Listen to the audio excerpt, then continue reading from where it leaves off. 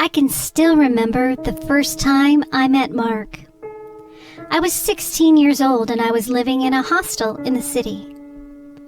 I had become friends with a girl named Michelle who introduced me to her sister Lucy. At that time, Lucy was Mark's girlfriend and they were expecting their first child. I can still remember him telling me in a private conversation that he wished we had met sooner.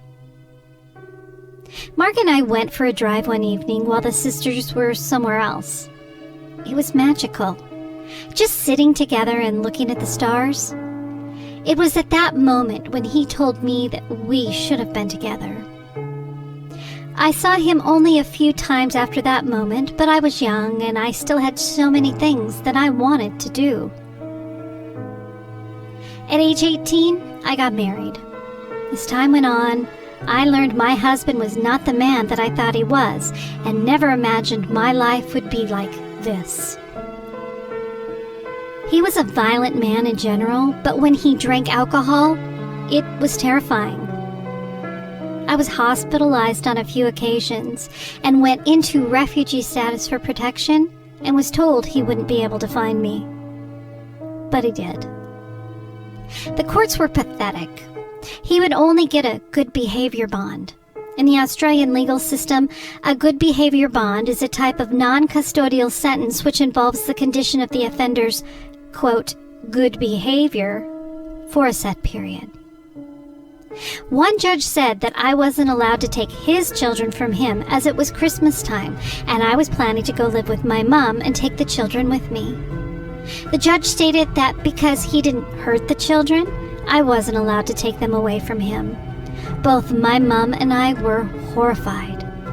He had not only broken my cheekbone, but he broke my nose and some of my ribs. Also, my body was covered in bruises. Let's go back. We had just had our first daughter, and my husband Robert agreed to go out to dinner at Blacktown RSL. While there, I saw Mark. He was wearing a white suit and looked gorgeous. I couldn't believe it was him. We couldn't talk, as Robert wouldn't allow me to talk to anyone without his permission, so as the night ended, we went our separate ways.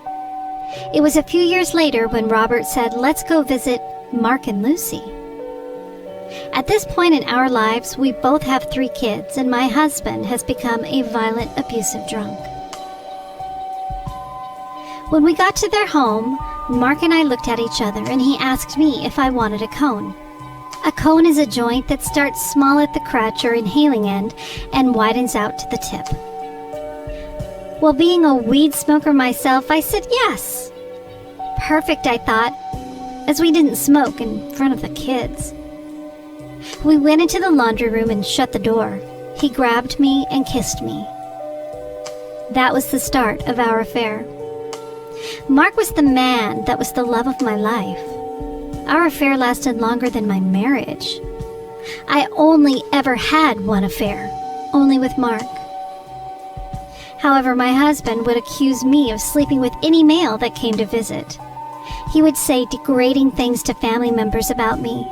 He would tell me things such as I'm fat and ugly, and that I don't know how to be a good mom, and no one would ever want me.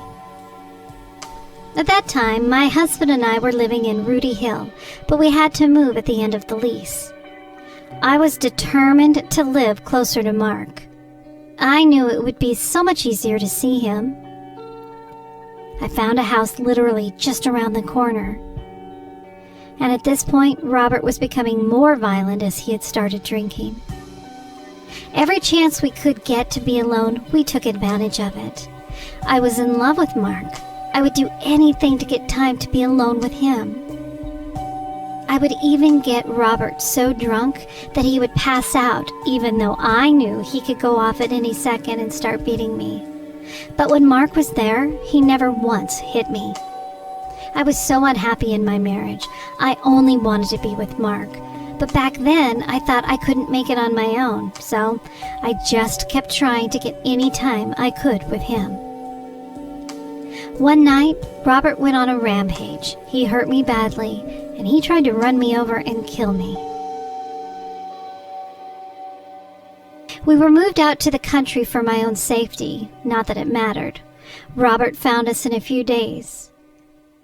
I was terrified to go with him, but we all went back to the city.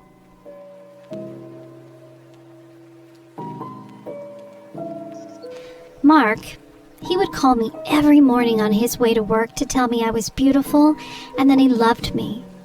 At this time, Robert was working the night shift, so we had so much time to be together. I was happy. I had the man of my dreams. About 6 years later, I became pregnant. I knew it was Mark's baby. I told Mark that I was pregnant, and he asked me if it was his, and of course I told him the truth. It was his. He was so confused, just as I was, so with all of this added stress, I ended up going into labor 1 month early. She was beautiful. A beautiful, healthy baby girl. Mark and I made this beautiful little soul. Our affair continued with stolen kisses and nights together. I would always tell him that I never wanted this to end. Well, Robert decided he would buy a house out in the bush. I was devastated.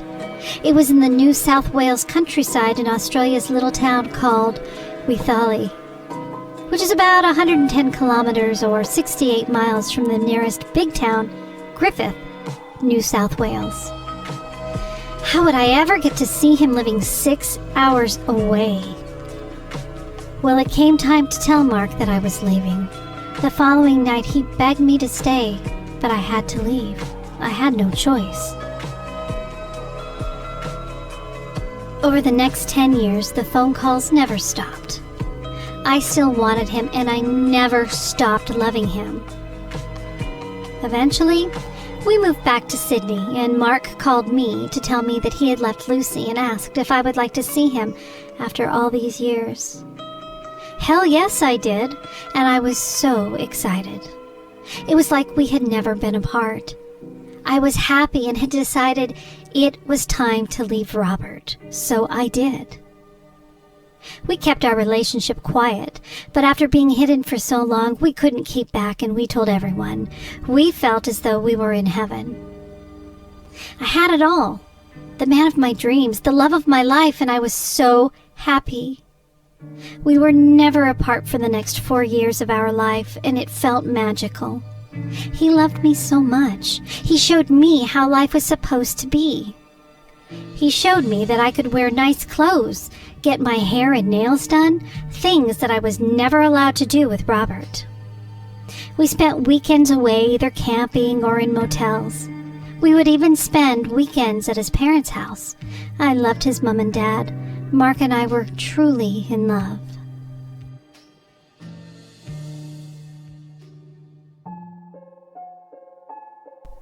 Then, Mark got sick. He had a toe amputated and then another one. I thought he was going to be okay. People lose limbs and still live. 12 months after he lost both toes, he told me he was dying.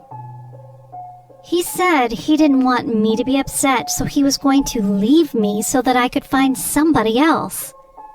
I begged him to tell me the truth, and again, he said he was dying.